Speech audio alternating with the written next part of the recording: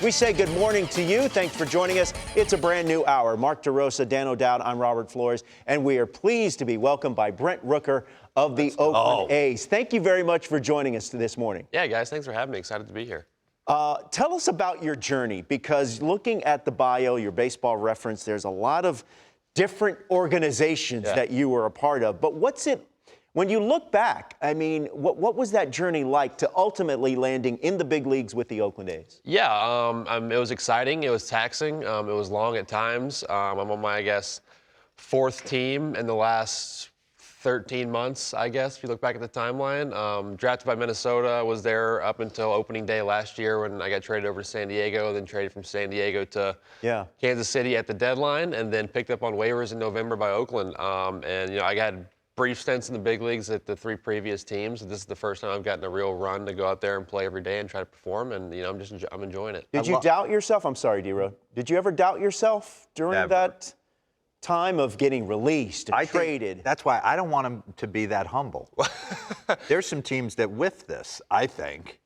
Oh, yeah. Yeah, I just, like, Brent will tell you all about situations. Like, when he got drafted by the Twins, I mean, he got stuck because they had Larnach and they had Kepler, and the positions you played. Did they win the Triple Crown in the SEC? No, they didn't. But it's incredible how it is when you look at a player's development. You know this. There's so many good players that just don't get an opportunity to get a run where they can feel this sense of freedom to play at the big league level, which I'm sure that's been the difference for you right now. Yeah, absolutely. I've always been confident myself. I played well, obviously in AAA during my time in Minnesota, which would have been Rochester and St. Paul, and then last year in El Paso, specifically with San Diego. Yeah, you put up really good numbers. Yeah, but just kind of the way those rosters kind of shook out, I ended up being just more of an emergency depth kind of insurance piece in AAA. A nice guy to have there if there's an injury and you need to call somebody up for a few days, but was never really given a consistent chance to go out there and perform at a high level. And like I said, I've been given that chance this year, and I'm running with it so far. Following up on that, like your walk rate this year, is that just?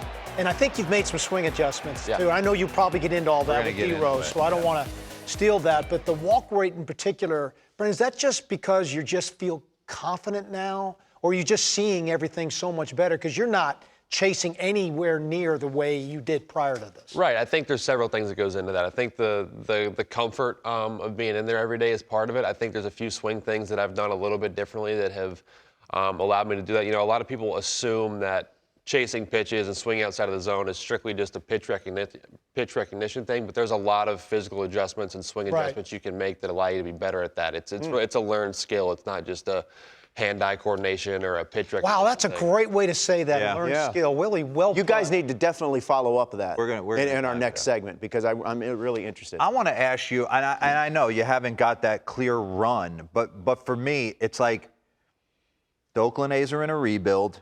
You want to be a part of it potentially, like the motivation every day when there's a spattering of fans. Like, take me inside, like, it's easy to get up for the games when the place is packed. You come to Yankee Stadium. But when you're playing at home right now and everything that's gone on, like, where do you internalize the motivation factor? Yeah, I think as a team right now, we have a lot of guys in a similar position to me who are just trying to prove themselves and establish themselves as good major league players. And I think there's a lot of motivation in and of that itself, is just looking to go out there and kind of show that you are good enough to be here, and you're good enough to be here for an extended period of time, and you're good enough to be here and produce and contribute to a team that's winning games. Obviously, we're looking to get things turned around as a team, but we got a lot of guys in that clubhouse who are, like I said, just kind of in a similar position to me, who are just going out there every day, really motivated, playing really hard, looking to get better, looking to learn what we can, and just kind of prove that we are here and that we have the ability to play. Who's the better college player all time, Brent Rooker or Mark Kotsay?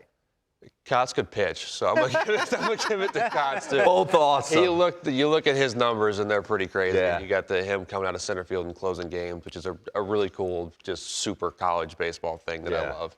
You played Kansas City over the weekend. What was your mindset there? How much extra motivation did you have, or is that something you don't even?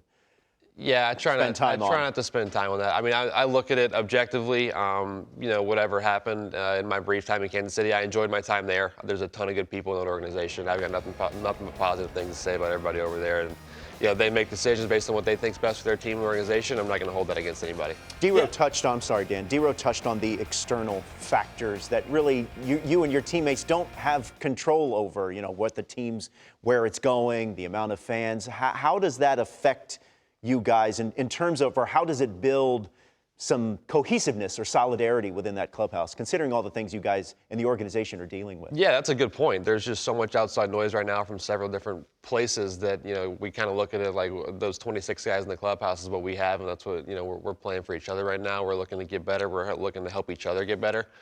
We've got a ton of veteran guys who are kind of stepping into leadership roles and helping younger guys learn the process of what it is like to be a big leaguer, what it's like to go out there and compete every day, no matter what the outside circumstances are. So, I love our group that we have. There's a ton of really special guys in there, guys who have had really good careers, and guys who've got a really good future. Yeah, really well said. Just talk to us about how freeing it is to show up every single day. One, you're getting a chance to play a position, not just DH a little bit.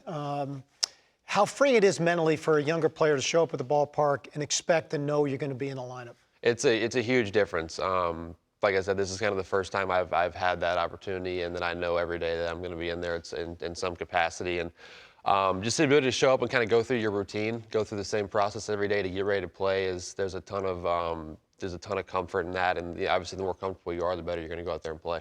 Word on the street is that you were a really good quarterback in high school.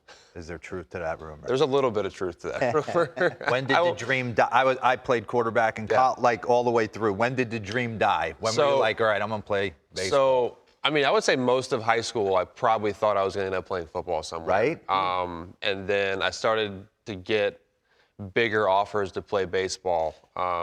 Not offers, bigger looks and bigger interest, probably into my junior season, which kind of surprised me a little bit because I thought I was better at football at the time.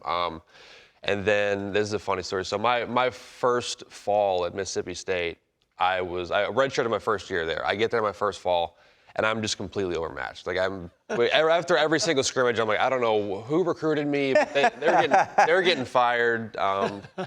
And I don't know why I'm here. So at the end of that fall, I started looking. I was like, all right, maybe I'm just going to transfer and go play like D2 football somewhere, because that sounds way more fun than coming here and just punching out 4 times every scrimmage and walking back to the dugout. But no, I love football in high school, and I think it's helped you, right? Yeah, absolutely. Mental toughness. Yes.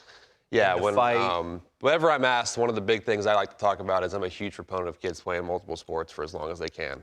That's something I'm pretty passionate about. I think it helped me develop as an athlete, as a person, as a leader. As a person who's willing to work hard and overcome adversity. I think I played 3 sports in high school, and I think that was a huge part of that. So you were option passing quarterback? We ran like the modern spread, a lot of RPO type stuff. Wow. So I would throw it 30 times and run it 20 times You're every like game. 6'4", huh? Yeah. Any big-time offers? No, nothing. I didn't.